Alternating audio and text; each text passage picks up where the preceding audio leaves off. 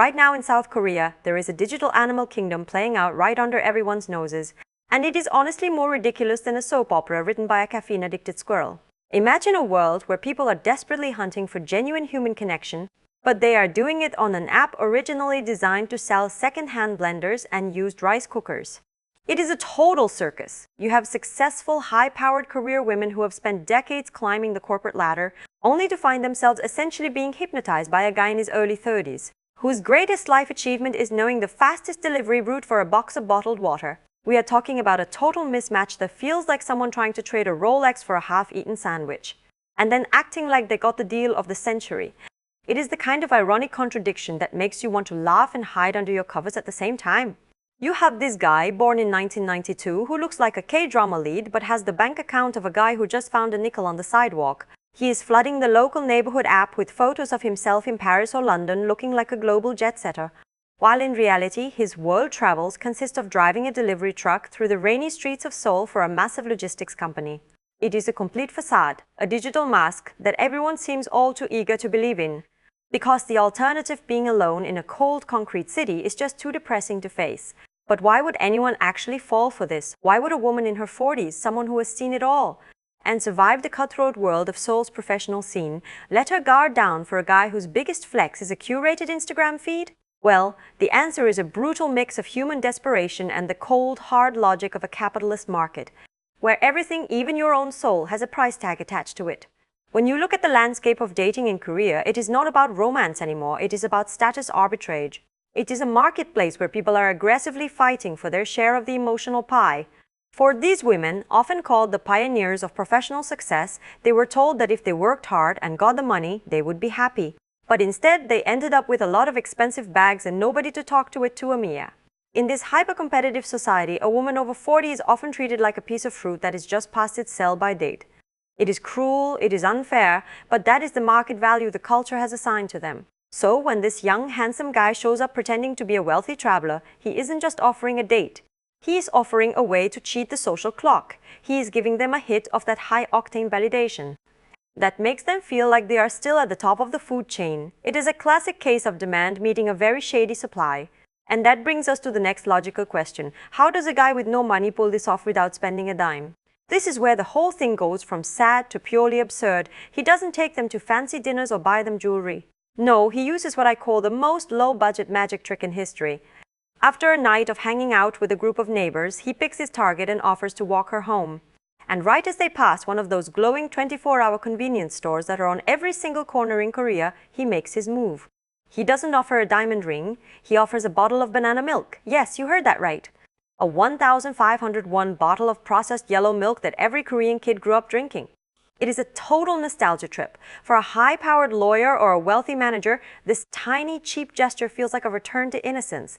It feels pure and uncomplicated compared to the high-stakes transactional world they live in. It bypasses all their defensive instincts. They think, oh, he's so sweet and different from those stuffy rich guys I usually meet. But in reality, it is just a cost-effective way for him to get what he wants without having to pay for a real date.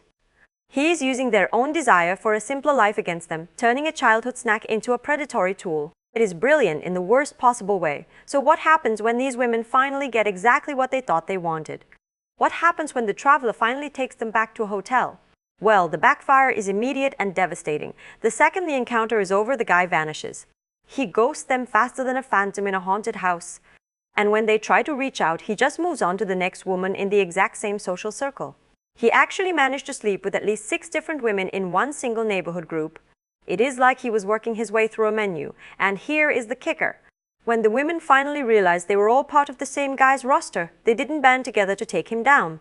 They were too embarrassed. The shame of being played by a younger delivery guy was so high that they just deleted the app and disappeared from the group entirely. This is the ultimate hypocrisy of the whole setup. Everyone claims to want community and trust, but the second things get messy, they run for the hills to protect their own reputations. The very app that was supposed to bring neighbors together ended up turning the neighborhood into a wasteland of broken trust and awkward silences. You have to ask yourself, how did society even get to this point? Why is the whole system built in a way that allows this to happen? It is because we have replaced real-life communities with digital platforms that prioritize engagement over actual safety or character. In a traditional village, if a guy did this, everyone would know by the next morning and he'd be kicked out. But on a neighborhood app, you are just a profile picture and a username. You are disposable. You can be whoever you want to be. The guy can be a global traveler and the woman can be a young at heart professional. And they can both pretend for a few hours because the app provides just enough proximity to feel real, but just enough anonymity to avoid any real consequences. It is a paradise for predators because there is no such thing as a moral credit score. You can blow up one group, delete your account, and start all over again in the next neighborhood over. We have created a world where we are physically closer to our neighbors than ever before. Yet we have never been more isolated or vulnerable to people who know exactly how to push our buttons. It really makes you wonder about the future of human interaction. Are we all just heading toward a world where every relationship is a series of hit-and-run encounters? If a bottle of banana milk is all it takes to break down the walls of a sophisticated adult, then what chance do we have when curated personas start hitting these apps? We are looking at the future where loneliness is the most profitable commodity on the market. Companies are basically mining our need for connection and selling it back to us in the form of active user statistics, while guys like our delivery driver friend are just the scavengers living off the scraps of the system. It is a cycle that feeds on itself. The more lonely people feel, the more they use the apps. The more they use the apps, the more they get burned, and the more they get burned, the more cynical and lonely they become. It is a race to the bottom, and everybody is running it at full speed while staring at their smartphone screens. The whole thing is like a zoo where the bars have been removed, but we are all too distracted to realize we are sitting right next to the lions. We think we are in control because we can swipe or leave the group, but we are actually just reacting to the bait that has been laid out for us.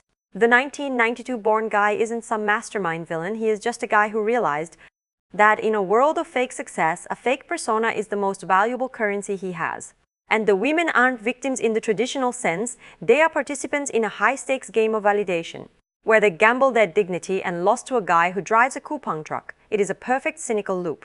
We all want the pure connection, but we are only willing to look for it in the places that are designed to be transactional. In the end, this entire saga is just a mirror held up to the face of modern life. It shows us that no matter how much money you have or how many countries you visited, you are still susceptible to the most basic human needs, and those needs are being weaponized by the very tools that were supposed to help us. It is a total mockery of the idea of progress. We have built these incredible cities and developed this amazing technology. But at the end of the day, we are all still just looking for someone to buy us a bottle of milk and tell us we still matter. The tragedy is that we are looking for it in a digital wasteland where the neighbor next door might just be a hungry predator in a delivery uniform waiting for the perfect moment to ghost you. It is a lonely, ironic, and deeply weird world we have built for ourselves, isn't it? Fuel the truth at Dating in Korea. Support the structure. Stay safe in the lounge.